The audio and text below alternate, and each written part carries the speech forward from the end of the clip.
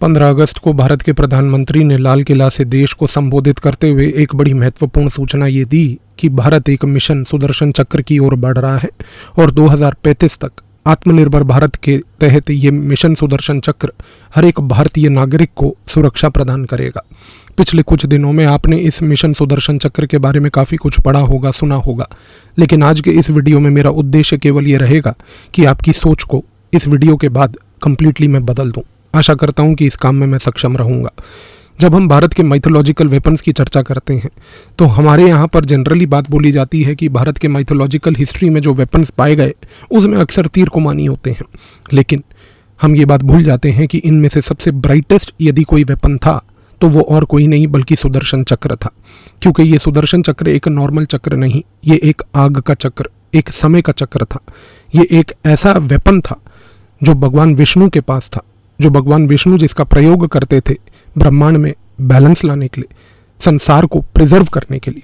और जब भगवान विष्णु एक इंसान के रूप में कृष्ण भगवान के तहत उतरते हैं तो उस समय वो इस सुदर्शन चक्र का प्रयोग करते हैं धर्म को बचाने के लिए और सत्य को जिताने के लिए। सुदर्शन चक्र कोई पावर का टूल नहीं है, सुदर्शन चक्र एक कैरेक्टर का टूल है। इसलिए यहाँ पर ये समझने की आवश्यकता है, जब हम कहते हैं कि सुदर्शन चक्र का जो स्वभाव है वो ऐसा है कि जब भी उसका प्रयोग किया गया वो हमेशा प्रिसाइसली काम किया, उसने अपना टारगेट कभी मिस नहीं किया, उसका कभी दुरुपयोग नहीं हुआ, और सबसे बड़ी बात, उसके प्रयोग के बाद वो हमेशा अपने मास्टर के पास यानी कि भगवान विष्णु हो या कृष्ण भगवान हो उनके पास वापस आता था। आज अगर भारत सुदर्शन चक्र बना रहा है और इस सुदर्शन चक्र मिशन के तहत वो एक ऐसा एयर डिफेंस सिस्टम क्रिएट करने जा रहा है तो वो एक लेज़र लाइक प्रिसीशन रखेगा, उसमें इनफाइनाइट स्पीड होगी, और सबसे बड़ी बात, इस वेपन को डिज़ाइन करने के लिए भारत एक डिवाइन मोरालिटी के थ्रू इससे इंस्पायर होकर काम कर रहा है। क्योंकि सुदर्शन चक्र यहाँ पर किसी भी प्रकार का कोई सिर्फ डिस्ट्रक्टिव वेपन नहीं है, ये आज एक प्रोटेक्टिव वेपन के तरह से हमें देखना है। अगर आप इतिहास के पन्नों को पढ़ें तो जब अर्जुन ने एक निर्णय लिया था कि जयद्रथ को वो सूर्य ढलने से पहले उसका विनाश करेंगे, तो उस समय कृष्ण भगवान ने सुदर्शन चक्र का प्रयोग करके सूर्य को ही ढक दिया था, जिसके ढकने के बाद जयद्रथ जब बाहर आया तो बाहर आने के बाद उसका वही फेट हुआ जिसके लिए वो पैदा हुआ था। सुदर्शन चक्र यहाँ पर कोई एक नॉर्मल व्हील की तरह नहीं देखा गया, बल्कि एक टूल था जिसके तहत स्टेट क्राफ्ट, डिसेप्शन और सबसे बड़ी बात प्रोटेक्शन ऑल इन वन सिर्फ एक सुदर्शन चक्र के तहत ही देखी गई। सबसे बड़ी बात सुदर्शन चक्र की ये है कि ये एक डिवाइन टूल है जो डिज़ाइन किया गया है सिर्फ एरोगेंस को पनिश करने के लिए नहीं, बल्कि एक राइट धर्म को और साथ में सत्य को प्रोटेक्ट करने के लिए। सुदर्शन चक्र आज मैटर क्यों करता है? वो इसलिए करता है क्योंकि जो माइथोलॉजी होती है वो केवल एक स्टोरी नहीं होती, वो माइथोलॉजी एक बहुत महत्वपूर्ण लेसन होता है जो किसी भी देश के स्ट्रैटेजिक इमेजिनेशन को इंस्पायर करता है। आज अगर भारत इस मिशन सुदर्शन चक्र की ओर बढ़ा है तो सबसे पहले जानने की आवश्यकता है कि ये भारत अब एक ऐसे मोड़ पर आ चुका है जहाँ पर उसका एंशंट पास्ट, उसका एंशंट ट्रेडिशन हमारी स्ट्रैटेजिक थिंकिंग को, अब इमेजिनेशन को इंस्पायर कर रहा है और इग्नाइट कर रहा है। सबसे पहला लेसन सुदर्शन चक्र जो ऐतिहासिक तौर पर यहाँ पर पाया गया उसमें यह मिला हमें कि आज प्रिसीशन जो है वो सबसे सुपीरियर है, ब्रूट फोर्स से भी सुपीरियर है। इस रीज़न से आप सोच के देखिए कि आज जब भारत मिशन सुदर्शन चक्र पे काम कर रहा है, हमारा एरा चल रहा है जहाँ पर ड्रोन्स हैं, जहाँ पर रॉकेट्स हैं, जहाँ पर हाइपरसोनिक मिसाइल्स हैं, और इन सारे गेम्स में एक ही चीज़ मैटर करती है और वो है प्रिसीशन, जो कि सुदर्शन चक्र का, कृष्ण भगवान का या विष्णु भगवान का एक एसेंस था।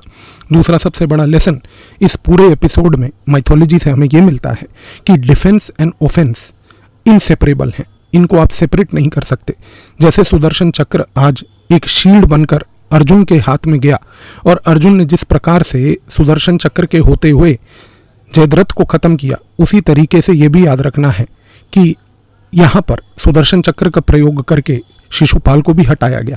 तो भूलने की आवश्यकता नहीं कि किस प्रकार से ये एक ड्यूअल टूल है, डिसेप्शन का भी और साथ में एक प्रोटेक्शन का भी। तीसरी सबसे बड़ी बात कि अगर हम सुदर्शन चक्र का सबसे इंपॉर्टेंट माइथोलॉजिकल लेसन आज के स्ट्रेटेजिक थिंकिंग के लिए देखें तो वो और कुछ नहीं बल्कि ये है कि psychology and psychological war is the future of war. आज अगर हम जब बात करते हैं साइकोलॉजिकल मनोवैज्ञानिक वॉर की, इस कॉन्टेक्स्ट में हमें ये चीज़ समझनी है कि जब कृष्ण भगवान ने सुदर्शन चक्र का प्रयोग करके सूर्य को ही ढक दिया। जयद्रथ जब अपने कॉन्फिडेंस को लूज करता हुआ बाहर आया तो उस समय अर्जुन के दिमाग में वो लड़ाई ऑलरेडी वो जीत चुके थे, क्योंकि उस समय जब सुदर्शन चक्र के तहत सूर्य को ढक दिया गया था, आधी बैटल वहीं खत्म हो गई थी। आज सुदर्शन चक्र भारत का जो मिशन है वो भी इसी एजेंडा और इसी गोल के तहत एक नैरेटिव डोमिनेंस, एक इलेक्ट्रॉनिक वॉर के एरा में यहाँ पर कंप्लीट एयर स्पेस डोमिनेंस को अचीव करना चाहता है। आज इस पूरी स्टोरी में अगर हम देखें तो पाकिस्तान कौन है? वो शिशुपाल है। वो भारत को प्रोवोक करता है टेररिज्म के थ्रू, वो चाहे पहलगांव हो, पुलवामा हो, उससे पहले उरी हो या अन्य ऐसी घटनाएं हो। वो आज प्रयोग करता है चाइनीज़ और टर्किश ड्रोन्स के। वो आज यूज़ करता है अपने टैक्टिकल मिसाइल्स, नसर मिसाइल्स के, और साथ में एक इल्यूजन में रहता है कि मेरे पास न्यूक्लियर अम्ब्रेला है जिसके तहत मैं भारत को कभी भी तंग कर सकता हूँ। और जिस तरीके से शिशुपाल का विनाश हुआ था उसी तरीके से ये पाकिस्तानी शिशुपाल, इसका भी वैसे ही विनाश होगा। चाइना इस पूरी स्टोरी में कौन है? जयद्रथ। चाइना जयद्रथ इसलिए है क्योंकि आज वो एक जगह पर अपने हाइपरसोनिक मिसाइल टेस्ट करता है, दूसरी जगह पर भारत को इनसर्कल करता है इंडियन ओशन में, और सबसे बड़ी बात, इस चीज़ को टैकल करने के लिए आज भारत को किसी प्रकार के कोई नंबर ऑफ वॉरहेड्स नहीं चाहिए।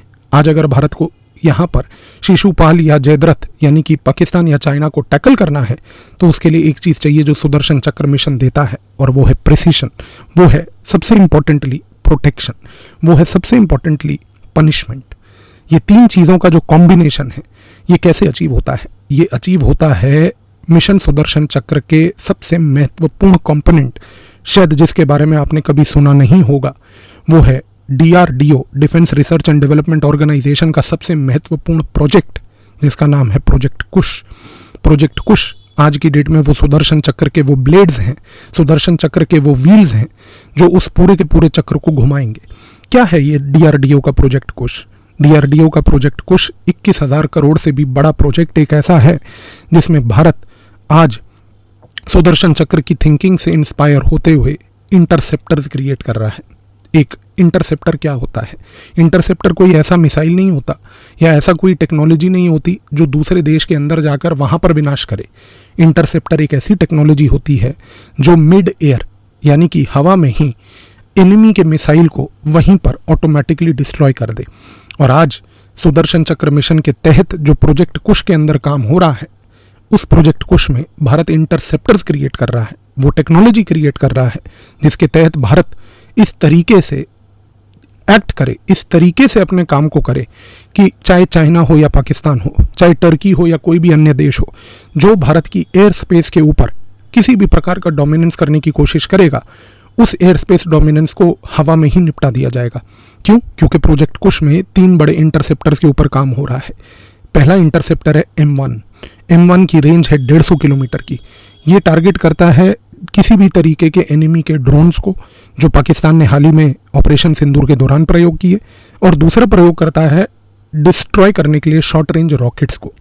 M1 इंटरसेप्टर के लॉन्च होते ही पाकिस्तान के ड्रोन्स हों या उसके शॉर्ट टर्म रॉकेट्स हों, वो ऑटोमेटिकली एक एयर लेवल पर ही डिस्ट्रॉय हो जाएंगे।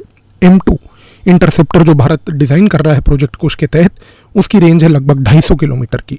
250 किलोमीटर की रेंज वाला मीडियम रेंज बैलिस्टिक मिसाइल्स को एयर लेवल पर ही डिस्ट्रॉय करेगा। और सबसे महत्वपूर्ण है M4। M4 की रेंज है 400 किलोमीटर। ये डिस्ट्रॉय करेगा हाइपरसोनिक मिसाइल्स को।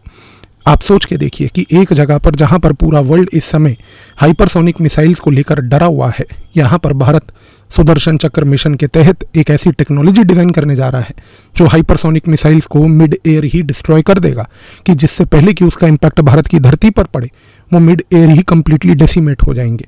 तो आज जो भी ये प्रोडक्ट बनाया जा रहा है, जो भी यहाँ पर सुदर्शन चक्र के तहत गेम खेला जा रहा है, ये एक इटर्नल डिवाइन विजन के तहत इंस्पायर्ड है, जिसके सिर्फ 2 ही ऑब्जेक्टिव्स हैं। पहला कि वो पाकिस्तान का पूरा एयर डोमिनेंस हो या पाकिस्तान का डॉक्ट्रिनल डोमिनेंस हो, उसको कोलैप्स करे। और दूसरा सबसे महत्वपूर्ण कि चाइना ने जिस प्रकार का यहाँ पर एक इल्यूजन क्रिएट कर रखा है कि हमारे पास हाइपरसोनिक मिसाइल हैं या ये हैं, उन सारी चीज़ों को ऑटोमेटिकली डिस्ट्रॉय करे। भारत आफ्टर ऑल एक आत्मनिर्भरता की तरफ चलता हुआ आज इस पर्टिकुलर टेक्नोलॉजी को यदि डिज़ाइन कर लेता है तो उसका सबसे बड़ा खमियाजा ये होगा कि आने वाले समय में भारत अपनी एंट्री को एक ग्लोबल पावर के नाते जस्टिफाई कर पाएगा, एक सिविलाइजेशनल प्लेयर होने के नाते इस चीज़ को असर्ट कर पाएगा कि हमारी स्ट्रेटेजिक थिंकिंग सिर्फ माइथोलॉजी से इंस्पायर नहीं होती, हमारी स्ट्रेटेजिक थिंकिंग माइथोलॉजी के हिसाब से चलती हुई है। आई होप इस वीडियो के बाद आपको जितनी भी अंडरस्टैंडिंग खास करके इस मोमेंट पर यहाँ ये स्पेसिफिक सुदर्शन चक्र मिशन के बारे में जो थी और जो इन्फॉर्मेशन आपके पास थी उससे थोड़ा सा अलग हट के पर्सपेक्टिव ज़रूर मिला होगा। कमेंट पे मुझे अपनी राय ज़रूर बताइएगा। धन्यवाद।